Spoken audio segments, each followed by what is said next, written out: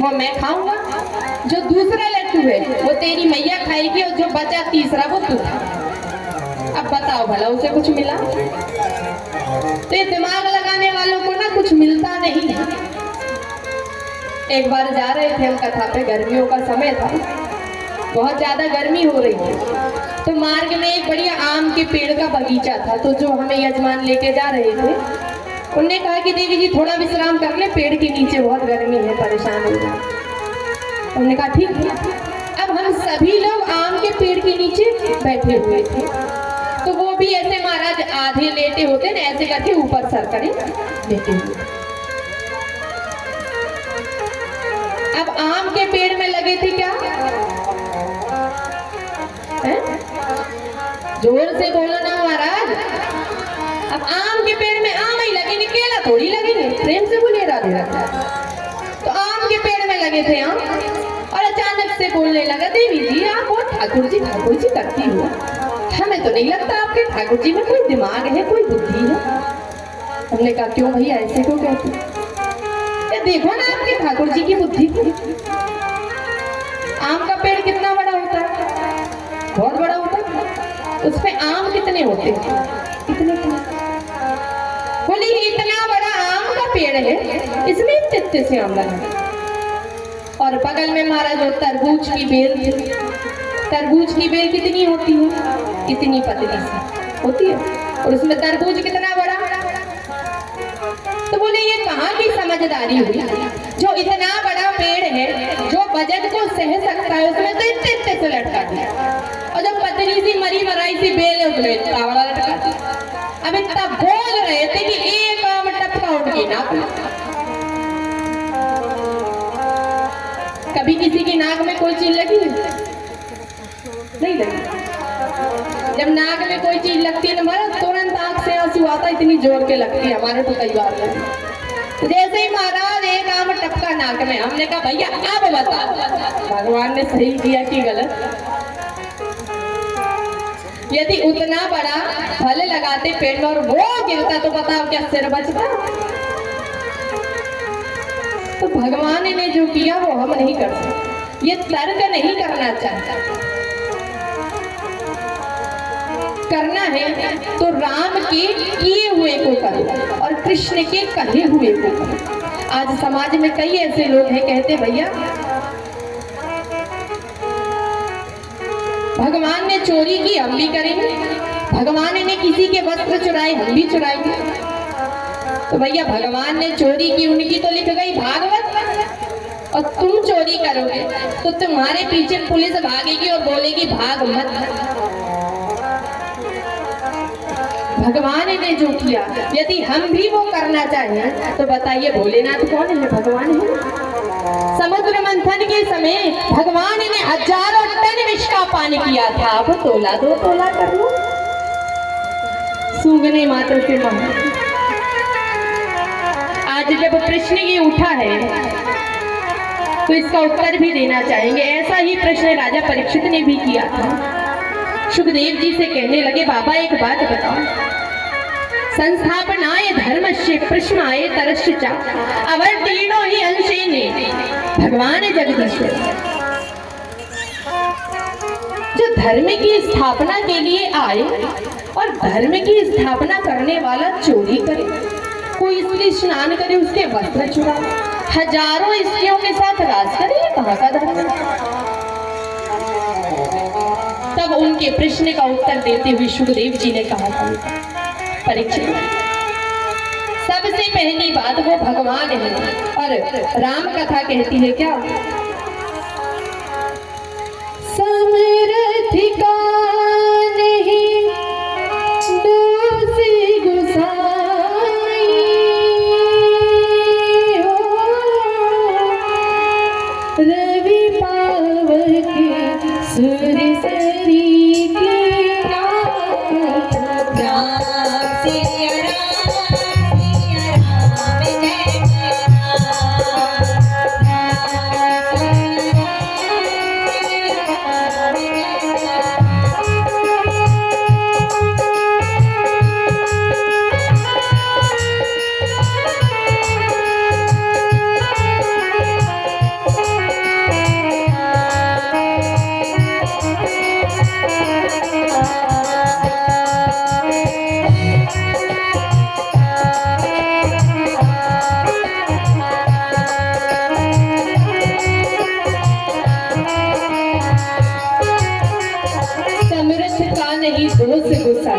और रवि पावक सुर सरी की। वो भगवान है, भगवान का दोष नहीं लगता। वो जो भी कार्य करते हैं समाज के कल्याण के लिए करते हैं। और भगवान ने जब चीर हरण की लीला की तो उनकी आयु थी 5 वर्ष। अब क्या 5 वर्ष के बालक के मन में कोई काम इच्छा होगी? भगवान ने चीर हरण की लीला क्यों की? गोपी है जीव, भगवान श्री कृष्ण है साक्षात ईश्वर, और जो उनके वस्त्र हैं वो है अविद्या। तो ईश्वर ने जीव के अविद्या रूपी वस्त्र को चुराया और उसमें ज्ञान का भंडार भर के वापस कर दिया। भगवान ने माखन चोरी की लीला की क्यों? क्योंकि जब मैया यशोदा लाला का श्रृंगार करती, उन्हें खेल खिलाती, लाड लड़ाती, तो द्वार पे से जो गोपी जाती ना वो देखती और मन में बड़ी दुखी होती। दुखी क्यों होती? विचार करती कि धन्य भाग है माँ यशोदा के, जो लाला को अपने हाथों से खिलाती है, पिलाती है, लाड़ लड़ाती है, और हम इतने बड़े अभागे कि इतने समीप होकर उनका दर्शन भी नहीं कर पाते। दर्शन क्यों नहीं कर पाते? क्योंकि घर में बैठी है सासू माँ। किस किस की सासू माँ खराब है? जरा हाथ उठाओ। मुस्कुराए, आदमी मुस्कुराया मतलब उसकी हाँ। आप भले ही हाथ मत उठाओ, यहीं बैठी है, नहीं बाद में घर जाके तुम्हारे महाभारत हो और बुरा भला बोलो। देवी जी को प्रेम से बोलिए राधे। सास कौन? सास किसको कहते हैं जानते हैं? सास कौन? जो बहू को सांस भी ना लेने दे वो सास है। सही बात है? देखो सब ऐसे। चलो भैया, सास की तो सुन लिया, बहू की बारी। भैया बहू कौन? बहू वो जो बहुत करके हूँ तक ना करे कि मैंने इतना किया, मैंने इतना किया, मैंने ये किया, वो है बहू। प्रेम से बोलिए राधे। एक बार एक छोरा को महाराज एक छोरी पसंद आ गई। घर में बोला मैया ब्याह करूंगा तो जैसे करूंगा, नहीं मर जाऊंगा। तो मैया ने कहा चलो भैया देखे आए, अब विवाह करा दे। तो देखने गए तो कन्या के माता पिता ने कहा कि मैया हमारी बेटी को खाना वाना बनाना आता नहीं है, इसने कभी चूल्हे चौके का काम नहीं किया है, इसे आता नहीं। मैया ने कहा ठीक है सीख जाएगी, साल 6 महीना में सीख जाएगी। विवाह हो गया। अब विवाह के महाराज 2 वर्ष बाद एक दिन उसने बनाया महाराज चावल। चावल लेके आई मैया के पास। अब मैया चावल खा। एक कंकड़ मिला, कुछ नहीं। दूसरा कंकड़ मिला, कुछ नहीं। तीसरा कंकड़ मिला। अब महाराज गुस्से में चिल्लाई, काहे नहीं बहू, भगवान ने तो 2 आंख दी है, तू चावल में से कंकड़ नहीं निकाल सके। तो बहू भी क्या बोली, माँ जी भगवान ने आपको 32 दांत दिए, एक को चबा नहीं सकते। प्रेम से बोलिए राधे। तो सास बहू की तो चलती रहती। अब जो सासू माँ है बाहर का काम खुद करती है, बहुओं से घर का काम कराती है। अब जब बहू घर के बाहर जाएगी नहीं तो लाला का दर्शन कैसे करेगी? तो सारी गोपियां उदास है कि हम प्रभु का दर्शन नहीं कर पा रहे। क्या करें, क्या करें? विचार करते आज सबके दिमाग में महाराज के विचार आया कि आज जब सवेरे सासू माँ मंदिर गई थी जल चढ़ावे, तो पीछे से सारी गोपियों ने अपने घर की मटकी फोड़ दी। काऊ ने 1 फोड़ दी, काऊ ने 2 फोड़ दी, काऊ ने सारी मटकी फोड़ दी। अब सासू माँ अब देखी तो मटकी फोड़ी। काई नहीं बहू, जब मटकी कौन ने फोड़ दे? माँ जी नंद का छोरा आयो तो बा ने सारी मटकी फोड़ गए। वाह, नंद के छोरा की इतनी मजल, मेरे घर की मटकी फोड़ी बाने। अभी बताती हूँ नंद राम। चल चल चल। एक कदम आगे बढ़ाया, फिर बहू तेरे आगे मटकी फोड़ी ना तो तू ही जा और तू ही बताना कि बाने कैसे मटकी फोड़ी। बहू तो यही चाहती थी। मन में महाराज 10-10 लेती थी। गोपियां निकल पड़ी घर से बाहर। मार्ग में हजारों गोपियां मिल गई और चल पड़ी नंदरानी के भवन को। नंदरानी ने जब दूर से देखा कि हजारों गोपियां आ रही हैं तो विचार करती आज तो कोई व्रत कोई पूजन नहीं, इतनी क्यों? इतने में निकट आई। नंदरानी बुलाओ तुम्हारे लाला को कहाँ है। पीछे से प्रभु आए और इतनी सारी गोपियों को देखकर मैया के पल्लू के पीछे छिप गए। आप विचार करें, वो अखंड कोटि ब्रह्मांड नायक परम पिता परमेश्वर जिसने स्वयं भय को बनाया है, आज भय से भयभीत होकर घबरा कर मैया के पल्लू के पीछे छिपता है। क्यों? प्रेम के वशीभूत होता। गोपियां कहती नंदरानी क्या बताएं तुम्हारे लाला को, चोरी करे, चोरी चोर है तुम्हारा लाला चोर। नंदरानी बोली मेरा लाला चोर? काय की चोरी कर ली मेरे लाला ने? नंदरानी माखन चुरावे तुम्हारा लाला। नंदरानी बोली लो कर लो बात है, मेरे छोटे से लाला को छोटो तो पे नेक गणों माखन खा लियो तो का बिगड़ गए हो तुम। गोपियां कही नंदरानी तुम्हारा लाला नेक गणों माखन खाए चाहे पूरो खाए, हमें कछुआ आपत्ति ना है, लेकिन तुम्हारा लाला खुद तो खावे खावे, ग्वाल बाला ने बुला के खवावे, और ग्वाल बाला ने खवावे तो भी कोई बड़ी बात नहीं, भी हमारे बालक समान है। खुद तो खावे, ग्वाल बाला ने खिलावे और मरकान भोज बंदरों को खिलावे। अब बताओ बंदरों के माखन खवावे? प्रभु बंदरों को माखन क्यों खिलाते हैं? क्योंकि रामावतार में वानरों ने प्रभु की बड़ी सेवा की थी ना, तो आज प्रभु ने अपने हाथों से माखन खिला रहे हैं। अरे नंदरानी वानर ने खिलावे खिलावे कम से कम मटकी तो छोड़ जाए, मटकी भी छोड़ जावे, ऐसो तो वहां छोड़ा है। नंदरानी ने पीछे से लाला को कान पकड़ के महाराज लेके आ, तोरे लाला तेने चोरी करी? प्रभु घबराते ना मैया मैंने चोरी ना ही करी जी। गोपियां तो मुझको बदनाम करेगी, मैं बदनाम हो जाऊंगा, मेरा ब्याह ना हो। प्रेम से बोलिए राधे। ये गोपियों के मन का भाव था कि भगवान उनके घर का माखन खाए, उनके घर माखन खाने आए, इसलिए प्रभु ने माखन चोरी की लीला की। ये नहीं कहना है कि भगवान ने चोरी की तो हम नहीं करेंगे। भगवान ने रास की लीला की, हजारों गोपियों के साथ रास किया, लेकिन वो गोपी कौन थी जानते? 4 वेद है ना, किसको किसको पता है 4 वेदों के नाम? हाथ उठाइए।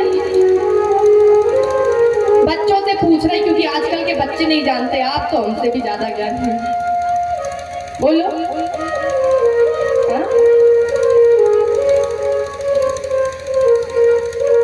चलो भैया जोर से ताली बजा दो, हमारी सभ्यता आज भी जीवित है। अभी महाराज भोपाल में कथा भई थी तो एक और बच्चा नहीं बता पाओ कि 4 वेद के नाम का, एक ही वेद का नाम नहीं बता पाओ। 4 वेद हैं, ऋग्वेद, यजुर्वेद, सामवेद, अथर्ववेद। इन 4 वेदों में 3 कांड हैं, ज्ञान कांड, कर्म कांड, उपासना कांड।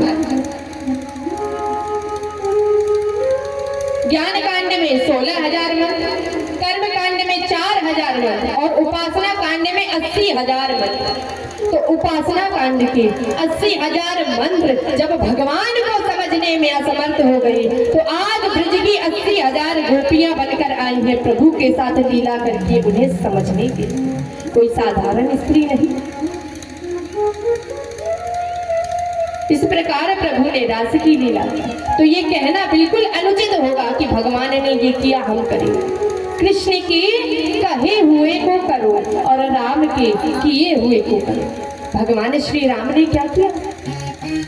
प्रातः काल उठकर रघुराम माता पिता गुरु नावहि माता, ये हम कर सकते हैं। प्रातः काल उठकर माता पिता गुरुजनों को प्रणाम कर सकते हैं, लेकिन 7 बरस के कन्हैया ने 7 कोस लंबे गिरिराज जी को अपने बाएं हाथ की इकनी उंगली के नख पर उठाया। हमसे तो 7 बरस की उम्र में 7 किलो की पेटी भी ना उठेगी महाराज। इसलिए भगवान ने जो किया वो हम नहीं कर सकते। कोई चीज अमंगल नहीं होती महाराज, अमंगल होते हैं हमारे कर्म, इसलिए कर्म सदैव सही करना चाहिए। और रामचरितमानस यही कहती है, कर्म प्रधान विश्व रचिरा।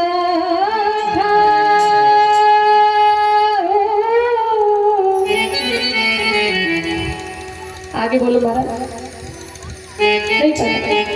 जो जैसे